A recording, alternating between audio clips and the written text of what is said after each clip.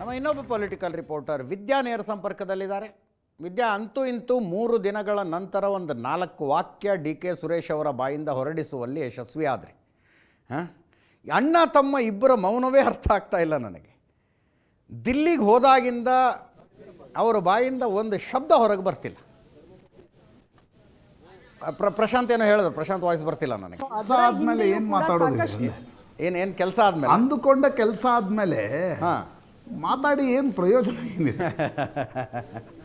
ಮಾತಾಯಿತು, ಮುಖಚರ್ಯ ಆಯಿತು, ಏನೂ ಗೊತ್ತಾಗ್ತಿಲ್ಲ ಅವ್ರು. ಎಸ್ ವಿದ್ಯಾ, ಈ ಮೌನವನ್ನು ಹೆಂಗೆ ಅರ್ಥ ಮಾಡ್ಕೋಬೇಕು? ಡಿ ಕೆ ಸಹೋದರರಿಬ್ಬರೂ ಕೂಡ ಮೌನವನ್ನ ಸಾಕಷ್ಟು ಲೆಕ್ಕಾಚಾರಗಳನ್ನ ಹಾಕೊಂಡೇ ಅವರು ಮೌನವಾಗಿರ್ತಾರೆ. ನಾರ್ಮಲ್ ಆಗಿ ಡಿ ಕೆ ಸಹೋದರರು ಮೌನವಾಗಿದ್ದಾರೆ ಅಥವಾ ಮಾತನಾಡ್ತಿದ್ದಾರೆ ಅಂತ ಹೇಳಿದ್ರೆ ಅದರಲ್ಲಿ ಬೇರೆ ಬೇರೆ ಲೆಕ್ಕಾಚಾರಗಳಿರುತ್ತೆ. ಅದೇ ರೀತಿಯಲ್ಲಿ ಈಗಲೂ ಕೂಡ ಅದೇ ಲೆಕ್ಕಾಚಾರದಲ್ಲಿ ಅವರು ಮೌನವಾಗಿದ್ದಾರೆ.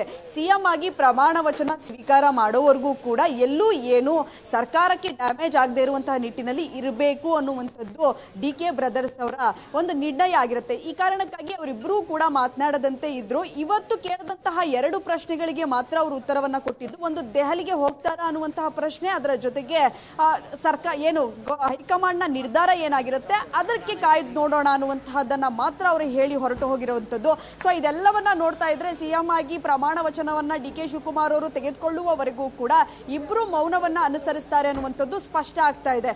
ಇನ್ನೊಂದು ಕಡೆ ಡಿ ಕೆ ಶಿ ನಿವಾಸದಲ್ಲೂ ಸಾಕಷ್ಟು ಬೆಳವಣಿಗೆಗಳಾಗ್ತಾ ಇರುವಂತದ್ದು. ಯಾರೆಲ್ಲ ಶಾಸಕರು ಸಚಿವರಾಗಬೇಕು ಅನ್ನುವಂತ ಆಸೆಯನ್ನ ಇಟ್ಕೊಂಡಿದ್ದಾರೆ ಅವರೆಲ್ಲರೂ ಕೂಡ ಡಿ ಕೆ ನಿವಾಸಕ್ಕೆ ಬೆಳಗಿನಿಂದಲೂ ಕೂಡ ಬರ್ತಾ ಇದ್ದಾರೆ.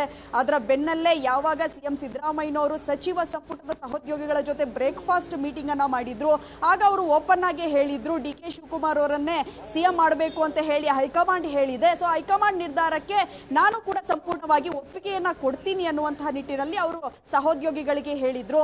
ಈ ಕಾರಣಕ್ಕಾಗಿಯೇ ಮುಂದಿನ ಸಿಎಂ ಆಗುವಂತವರು ತಮ್ಮ ಸಚಿವ ಸಂಪುಟದಲ್ಲಿ ಯಾರು ಇರಬೇಕು ಅನ್ನುವಂಥದ್ದನ್ನ ನಿರ್ಧಾರ ಮಾಡ್ತಾರೆ. ಈ ಕಾರಣಕ್ಕಾಗಿ ನಮ್ಮನ್ನು ನೀವು ಸಚಿವ ಸಂಪುಟಕ್ಕೆ ಪರಿಗಣಿಸಿ ನಮ್ಮನ್ನು ಸಚಿವರನ್ನಾಗಿ ಮಾಡಿ ಅನ್ನುವಂತಹ ಕಾರಣಕ್ಕಾಗಿ ಸಾಕಷ್ಟು ಶಾಸಕರು ಈಗ ಆಲ್ರೆಡಿ ಡಿ ಕೆ ಶಿವಕುಮಾರ್ ಅವರ ನಿವಾಸಕ್ಕೆ ಆಗಮಿಸ್ತಾ ಇದ್ದಾರೆ. ಸೊ ಒಟ್ಟಾರೆಯಾಗಿ ಈ ಬೆಳವಣಿಗೆಗಳನ್ನ ನೋಡೋದಾದ್ರೆ ಯಾರು ಅಧಿಕಾರವನ್ನ ಸ್ವೀಕರಿಸ್ತಾರೆ, ಸೊ ಅಂತವರ ಮನೆಯಲ್ಲಿ ಸಾಕಷ್ಟು ಜನ ಇರುವಂತಹದ್ದು ಸಾಮಾನ್ಯ. ಅದರ ಜೊತೆಗೆ ಡಿ ಕೆ ಶಿವಕುಮಾರ್ ಅವರ ಮನೆಯಲ್ಲೂ ಕೂಡ ಇವತ್ತು ಹೆಚ್ಚಿನ ಸಂಖ್ಯೆಯಲ್ಲಿ ಜನ ಸೇರಿದ್ದಾರೆ. ಅದರಲ್ಲೂ ಮುಖ್ಯವಾಗಿ ಇವತ್ತು ಸಿಎಂ ಸಿದ್ದರಾಮಯ್ಯನವರು ದೆಹಲಿಗೆ ಹೊರಟಂತ ಬೆನ್ನಲ್ಲೇ ಡಿ ಕೆ ಶಿವಕುಮಾರ್ ಅವರು ಕೂಡ ದೆಹಲಿಗೆ ಹೋಗ್ತಾ ಇರುವಂತದ್ದು.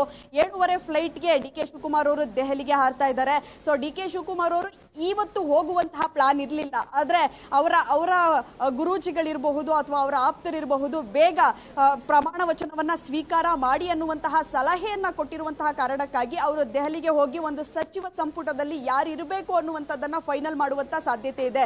ಫುಲ್ ಸಚಿವ ಸಂಪುಟದಲ್ಲಿ ಎಷ್ಟು ಜನ ಇರಬೇಕು, ಅದು ಯಾರ್ಯಾರು ಇರಬೇಕು ಅನ್ನುವಂಥದ್ದು ಡಿಸೈಡ್ ಆಗದೆ ಇದ್ರೂ ಕೂಡ ಸಿಎಂ ಜೊತೆಯಲ್ಲಿ ಯಾರೆಲ್ಲ ಪ್ರಮಾಣ ವಚನವನ್ನ ಸ್ವೀಕಾರ ಮಾಡಬೇಕು ಅನ್ನುವಂತಹ ನಿಟ್ಟಿನಲ್ಲಿ ಚರ್ಚೆ ಮಾಡುವಂಥದ್ದು. ಈಗ ಆಲ್ರೆಡಿ ಸಿಎಂ ಸಿದ್ದರಾಮಯ್ಯನವರು ದೆಹಲಿಗೆ ಹೊರಟಾಯಿತು.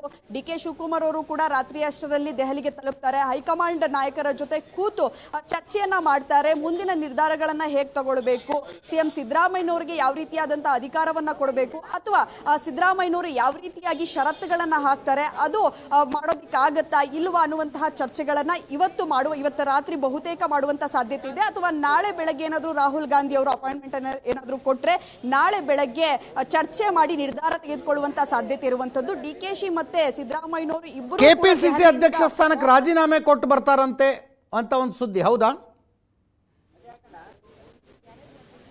ಖಂಡಿತವಾಗ್ಲು ಈಗ ಆಲ್ರೆಡಿ ನಿನ್ನೆಯೇ ಆ ಸುದ್ದಿ ಓಡಾಡ್ತಾ ಇತ್ತು. ಇವತ್ತೇ ಅವರು ಆದ್ರೆ ಸಿಎಂ ಸಿದ್ದರಾಮಯ್ಯನವರು ರಾಜೀನಾಮೆ ಕೊಟ್ಟ ನಂತರವೇ ಅವರು ರಾಜೀನಾಮೆಯನ್ನ ಕೊಡ್ತಾರೆ, ಅದು ಇಮೇಲ್ ಮೂಲಕ ಕೊಡ್ತಾರೆ ಅನ್ನುವಂತಹ ಚರ್ಚೆಗಳು ಆಗ್ತಾ ಇತ್ತು. ಆದ್ರೆ ಈಗ ಅವರು ದೆಹಲಿಗೆ ಹೋಗ್ತಾ ಇರುವಂತಹ ಕಾರಣಕ್ಕಾಗಿ ಅವರು ಕೊಟ್ಟರು ಕೊಡಬಹುದು, ಹೈಕಮಾಂಡ್ ಅವರನ್ನ ಭೇಟಿ ಆಗ್ತಾರೆ. ಅವರಿಗೂ ಕೂಡ ಸಿಎಂ ಆಗಬೇಕು ಅನ್ನುವಂತ ಆಸೆ ಇದೆ ಹೊರತು ನಾನೇ ಅಧ್ಯಕ್ಷನಾಗಿ ಮುಂದುವರಿಬೇಕು ಅನ್ನುವಂತ ಆಸೆ ಇಲ್ಲ ಅನ್ನುವಂಥದ್ದನ್ನ ಸಾಕಷ್ಟು ಬಾರಿ ಅವರು ಮಾಧ್ಯಮಗಳ ಮುಂದೆ ಇರಬಹುದು, ಅದ್ರ ಜೊತೆಗೆ ಬೇರೆ ಬೇರೆ ಬೆಂಬಲಿಗರು ಕಾರ್ಯಕರ್ತರ ಮುಂದೆ ಅವರು ಸಾಕಷ್ಟು ಬಾರಿ ಹೇಳಿದ್ದಾರೆ. ಅದೇ ನಿಟ್ಟಿನಲ್ಲಿ ಈಗ ಹೋದಂತ ಸಂದರ್ಭದಲ್ಲೂ ಕೂಡ ಅವರು ಅಧ್ಯಕ್ಷರ ಸ್ಥಾನಕ್ಕೆ ರಾಜೀನಾಮೆಯನ್ನ ಕೊಡಬಹುದು.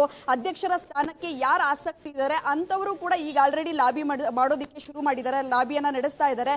ಸೊ ಅವರ ಹೆಸರುಗಳು ಕೂಡ ಪ್ರಸ್ತಾಪ ಆಗುವಂತ ಸಾಧ್ಯತೆ ಇದೆ. ಯಾರನ್ನ ಅಧ್ಯಕ್ಷರನ್ನಾಗಿ ಮಾಡಬೇಕು, ಅಧ್ಯಕ್ಷರಾದವರು ಸಚಿವ ಸ್ಥಾನದಲ್ಲೂ ಇರಬೇಕಾ ಬೇಡವಾ, ಈ ರೀತಿಯಾದಂತಹ ಮುಂದಿನ ನಿರ್ಧಾರಗಳನ್ನ ಇವತ್ತು ತೆಗೆದುಕೊಳ್ಳುವಂತಹ ಸಾಧ್ಯತೆ ಇದೆ. ಎಲ್ಲವನ್ನ ಕೂಡ ಫೈನಲ್ ಮಾಡ್ಕೊಂಡು ಬರೋದಕ್ಕೆ ಡಿ ಕೆ ಶಿವಕುಮಾರ್ ಅವರು ದೆಹಲಿಗೆ ಹೋಗ್ತಾ ಇರುವಂತೆ ಕಾಣ್ತಾ ಇದೆ. ಯಾಕಂದ್ರೆ ಯಾಕಂದ್ರೆ ಮತ್ತೆ ಈಗ ಸಿಎಂ ಸಿದ್ದರಾಮಯ್ಯನವರು ನಾಳೆ ಸಂಜೆ 4 ಗಂಟೆಗೆ ವಾಪಸ್ ಬರ್ತಾರೆ ಅನ್ನುವಂತಹ ಮಾಹಿತಿ ಸದ್ಯಕ್ಕಿದೆ. ಸೊ ಅವ್ರು ಏನಾದ್ರೂ ನಾಳೆ ಬಂದ್ರೆ ವಾಪಸ್ಸು ಮತ್ತೆ ಡಿ ಕೆ ಶಿವಕುಮಾರ್ ಹೋಗ್ಬೇಕಾಗತ್ತೆ, ಅದನ್ನ ಫೈನಲ್ ಮಾಡೋದಕ್ಕೆ ಸಿದ್ದರಾಮಯ್ಯನವರು ಕೂಡ ಹೋಗ್ಬೇಕಾಗತ್ತೆ. ಈ ಪ್ರೋಸೆಸ್ ತುಂಬಾ ಲೇಟ್ ಆಗುತ್ತೆ ಅನ್ನುವಂತಹ ಕಾರಣಕ್ಕಾಗಿಯೇ ಡಿ ಕೆ ಶಿವಕುಮಾರ್ ಅವರು ದಿಢೀರನೆ ದೆಹಲಿಗೆ ಹೋಗೋದಕ್ಕೆ ಸಿದ್ಧತೆಯನ್ನ ಮಾಡ್ಕೊಂಡಿರುವಂತದ್ದು. ಸೊ ದೆಹಲಿಗೆ ಹೋಗಿ ಎಲ್ಲ ಫೈನಲ್ ಮಾಡಿಕೊಂಡು ಯಾವತ್ತು ಪ್ರಮಾಣ ವಚನವನ್ನ ಸ್ವೀಕಾರ ಮಾಡಬೇಕು, ಅದರ ಜೊತೆಗೆ ತಮ್ಮ ಜೊತೆಯಲ್ಲಿ ಯಾರೆಲ್ಲ ಬರಬೇಕು ಅನ್ನುವಂಥದ್ದನ್ನ ಇವತ್ತು ಬಹುತೇಕ ಫೈನಲ್ ಮಾಡ್ತಾರೆ. ಏನಾದ್ರೂ ಸಿಎಂ ಸಿದ್ದರಾಮಯ್ಯನವರ ಸಿಎಂ ಸ್ಥಾನಕ್ಕೆ ರಾಜೀನಾಮೆ ಕೊಟ್ಟಿರುವಂತಹದ್ದು ಏನಾದ್ರೂ ಅಂಗೀಕಾರ ಆದ್ರೆ ಇವತ್ತು ಸಂಜೆ ಅಥವಾ ನಾಳೆ ಸಂಜೆ ಹೊತ್ತಿಗೆ ಅಂಗೀಕಾರ ಆದ್ರೆ ರಾಜ್ಯಪಾಲರು ಅವರು ಬಹುತೇಕ ಸೋಮವಾರ ಪ್ರಮಾಣ ವಚನವನ್ನ ಸ್ವೀಕಾರ ಮಾಡ್ತಾರೆ ಅನ್ನುವಂಥದ್ದು ಕೂಡ ಸದ್ಯಕ್ಕೆ ಅವರ ಆಪ್ತ ಬಳಗದಲ್ಲಿ ಕೇಳಿ ಬರ್ತಾ ಇರುವಂತದ್ದು. ಸೋಮವಾರ ಅವರು ಗೋಧೂಳಿ ಲಗ್ನದಲ್ಲಿ ಅಂದ್ರೆ ಸೋಮವಾರದ ಸಂಜೆ ಅವರು ಪ್ರಮಾಣ ವಚನವನ್ನ ಸ್ವೀಕಾರ ಮಾಡುವಂತಹ ಸಾಧ್ಯತೆಗಳು ಹೆಚ್ಚಾಗಿ ಕಾಡ್ತಾ ಇದೆ. ಎಸ್, ವಿದ್ಯಾ ನಮ್ಮ ಜೊತೆ ಲೈವ್ನಲ್ಲಿ ಇರಿ, ಮಾರುತೇಶ್ ನೀವು ಕೂಡ ಇರಿ.